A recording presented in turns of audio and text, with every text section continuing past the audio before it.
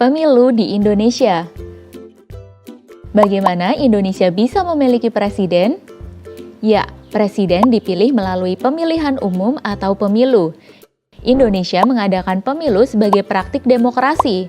Indonesia sendiri adalah negara demokrasi terbesar ketiga di dunia. Apa itu demokrasi?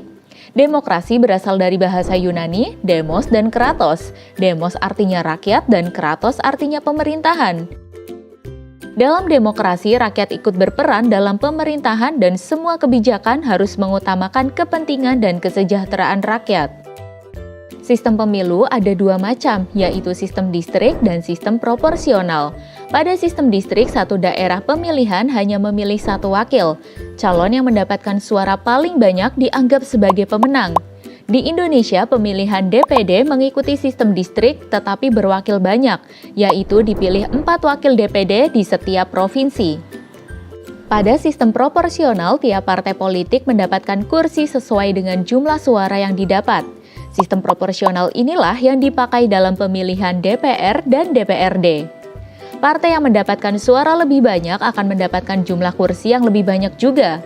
Lalu, apakah semua partai yang mendapatkan suara dianggap lolos?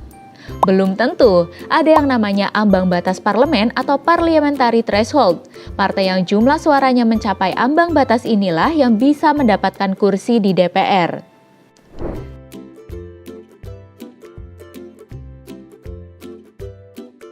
Saat ini, penyelenggara pemilu adalah Komisi Pemilihan Umum atau KPU yang bersifat independen.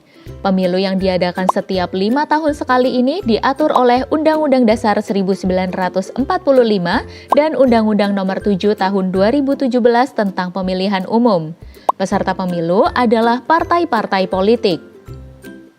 Penyelenggaraan pemilu di Indonesia berdasarkan pada asas Luber-Jurdil yang merupakan singkatan dari langsung, umum, bebas, rahasia, jujur, dan adil. Langsung artinya pemilih memberikan suaranya secara langsung dan tidak boleh diwakilkan.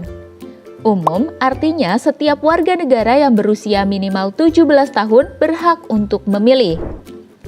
Bebas artinya pemilih bebas memberikan suaranya tanpa adanya paksaan dan tekanan dari pihak manapun. Rahasia artinya suara yang diberikan hanya diketahui oleh si pemilih itu sendiri.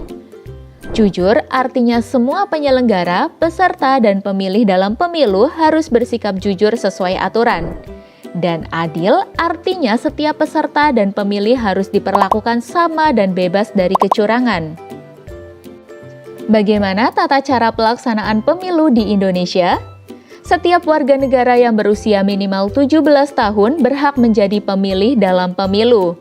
Pada hari pelaksanaan pemilu, pemilih diminta datang ke TPS atau tempat pemungutan suara untuk melakukan pendaftaran. Pemilih kemudian mendapatkan kertas suara dan langsung menuju bilik suara untuk melakukan pencoblosan. Selanjutnya, pemilih memasukkan kertas suara ke dalam kotak yang disediakan. Terakhir, pemilih mencelupkan salah satu jarinya ke dalam tinta sebagai tanda bahwa pemilih sudah menggunakan hak suaranya. Sejak tahun 50 sampai tahun 59, Indonesia menganut sistem demokrasi parlementer. Sistem pemerintahan dijalankan oleh kabinet yang dipimpin oleh Perdana Menteri. Pemilu di Indonesia pertama kali terjadi pada era ini, tepatnya pada tahun 55, dan diikuti oleh puluhan partai politik. Terpilihlah anggota DPR dan Dewan Konstituante yang nantinya bertugas menyusun Undang-Undang Dasar yang baru. Sayangnya, Dewan Konstituante gagal menyusun Undang-Undang Dasar karena kondisi politik yang tidak stabil. Melalui Dekret Presiden 5 Juli 1959, Presiden Soekarno membubarkan Dewan Konstituante dan kembali memberlakukan UUD 45. Setelah keluarnya Dekret Presiden, Indonesia memasuki era demokrasi terpimpin. Presiden menjadi poros segala keputusan pemerintahan. Saat itu, demokrasi belum berjalan dengan baik. Presiden mengangkat sendiri seluruh anggota DPR yang seharusnya dipilih melalui pemilu. Selain itu, kekuasaan presiden menjadi tidak terbatas dengan diangkatnya Soekarno sebagai presiden seumur hidup. Era demokrasi terpimpin kemudian digantikan oleh era Orde Baru setelah terjadinya peristiwa G30 SPKI tahun 65. Pada era Orde Baru, pemilu yang kedua berhasil diselenggarakan untuk memilih anggota legislatif. Sayangnya, penyelenggaraan pemilu dianggap tidak adil karena menguntungkan partai tertentu.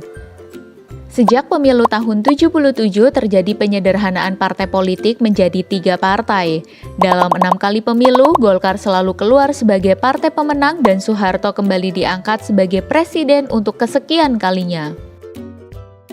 Akhirnya, pada tahun 98 terjadi demonstrasi besar-besaran menuntut reformasi.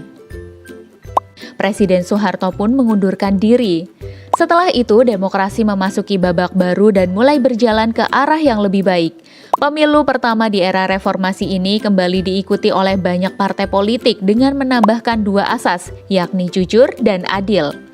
Masa jabatan presiden juga dibatasi, maksimal 2 periode setelah dilakukan amandemen UUD 45.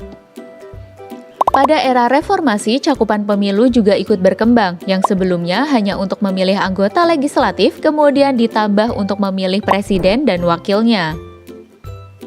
Pemilu presiden pertama kali dilaksanakan pada tahun 2004 dan dimenangkan oleh pasangan Susilo Bambang Yudhoyono atau SBY dan Jusuf Kalla.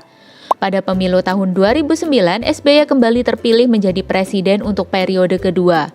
Kemudian pada pemilu tahun 2014 dan 2019, Joko Widodo atau Jokowi yang terpilih menjadi presiden. Namun pelaksanaan pemilu 2019 agak sedikit berbeda karena pemilu legislatif dan presiden dilaksanakan serentak dalam 1 kali pemilu. Nah, sekarang jadi tahu ya perkembangan sistem demokrasi dan pemilu di Indonesia dari bentuk awal hingga masa kini. Dengan mengetahui sejarahnya, kita bisa belajar dan terus berusaha mewujudkan demokrasi yang menyejahterakan rakyat dan sesuai dengan kepribadian bangsa. Sebagai pelajar, kalian mungkin belum bisa ikut mencoblos dalam pemilu, tapi kalian sudah bisa mulai belajar berdemokrasi, misalnya dengan ikut pemilihan ketua kelas atau ketua OSIS. Setelah pemilu tahun 2019, kapan pemilu selanjutnya akan diadakan? Coba tulis jawabanmu di kolom komentar ya. Nah, kalau mau latihan soal, yuk kunjungi website kejarcita.id atau download aplikasi Kejar Cita di Play Store. Like and share juga video ini ke teman kece lainnya ya. Kejar Cita, kejar ilmu, raih cita.